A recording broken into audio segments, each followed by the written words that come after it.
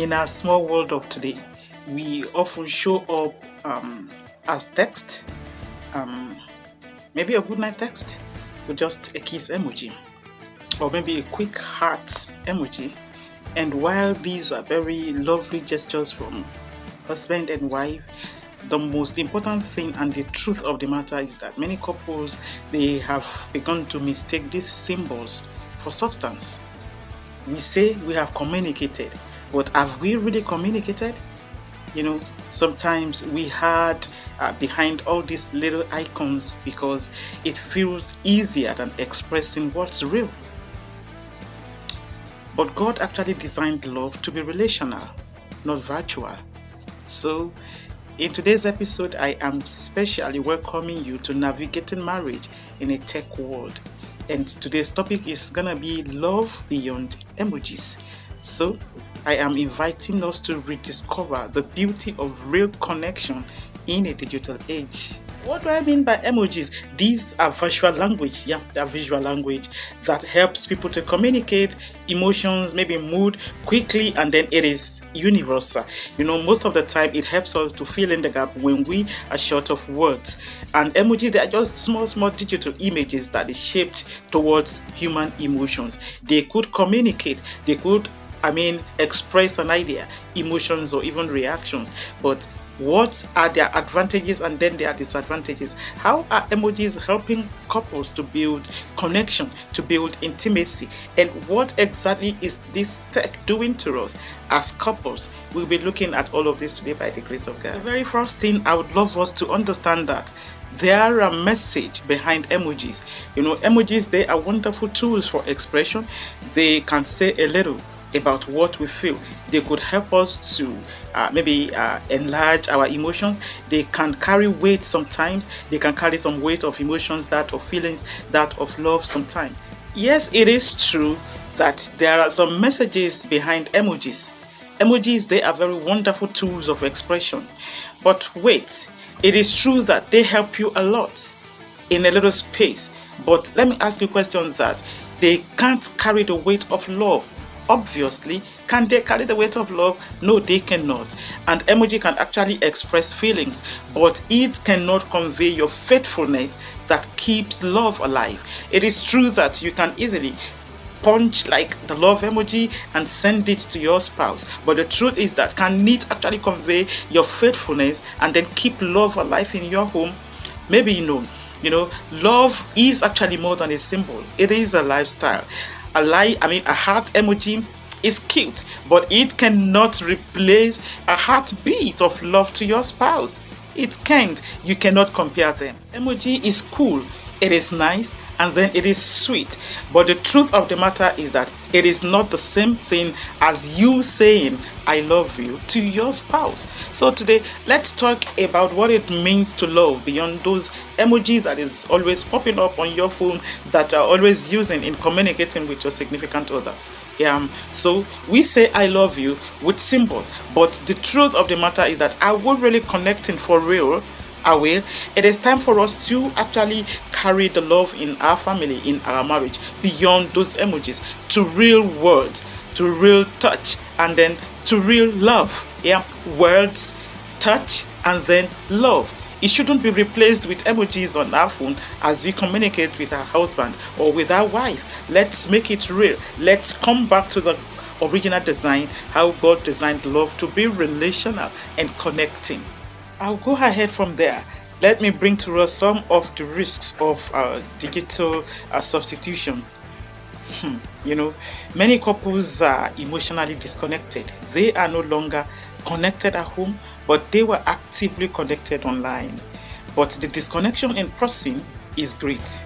We have actually replaced like the normal question, how are you feeling, with just a thumb up. We send laughter emoji, but we are not actually laughing. Technology should connect heart and not to replace them. So it should bridge heart and not to build walls. We can actually say this, that we want to be honest with ourselves, but we hide a lot of things going on with us with those emojis on our phones as we communicate with our husband or with our wife. I just want us to be sincere for once. You have done it before. I have done it before. All of us, we are all guilty about this. That we send like a heart-shaped emoji instead of saying, I miss you. Sometimes we just reply casually with a thumb up when we are not even happy, when we cannot even hear the voices of our significant other.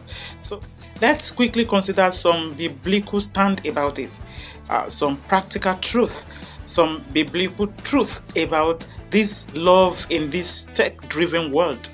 The first book of Corinthians, chapter 13, it reminded us of so many things about love.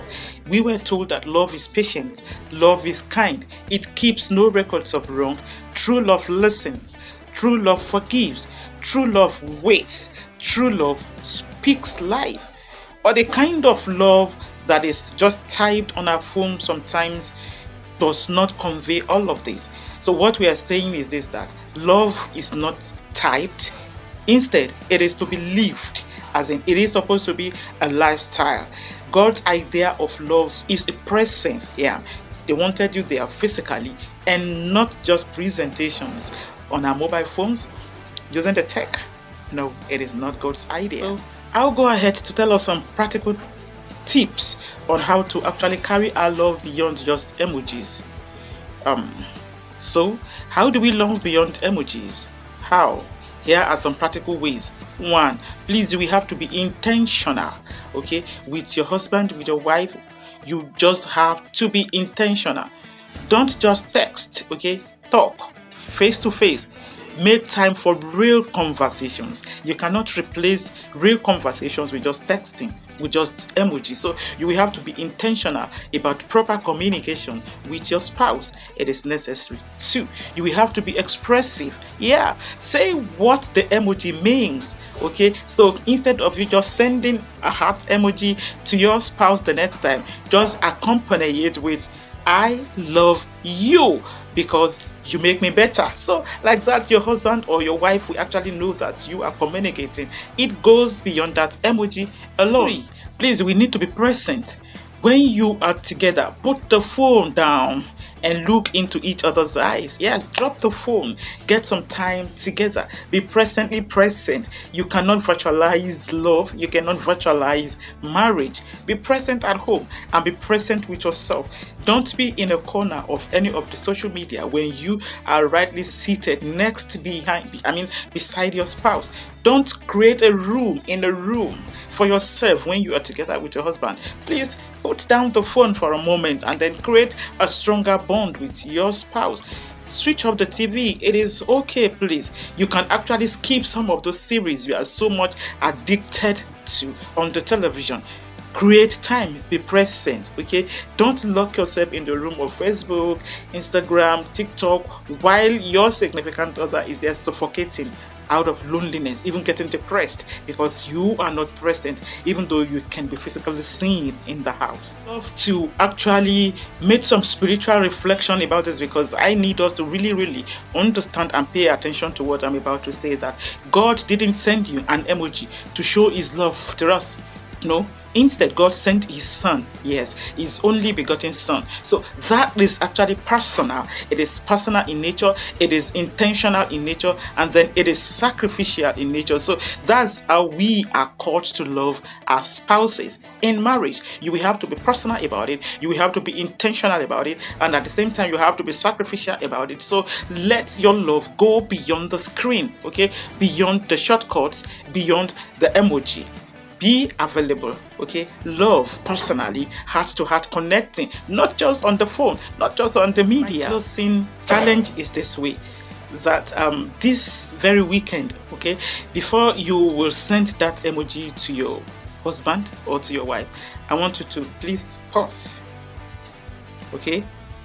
Say it, mean it with your whole heart, and then live it. Because love isn't just typed, it is shown. Yeah, my name is Helen Adekemi Oni. I am reminding you that you should keep navigating your marriage with grace, purpose, and connection. See you in the next episode. Thank you so much. God bless you. Your home is blessed. Have a wonderful weekend.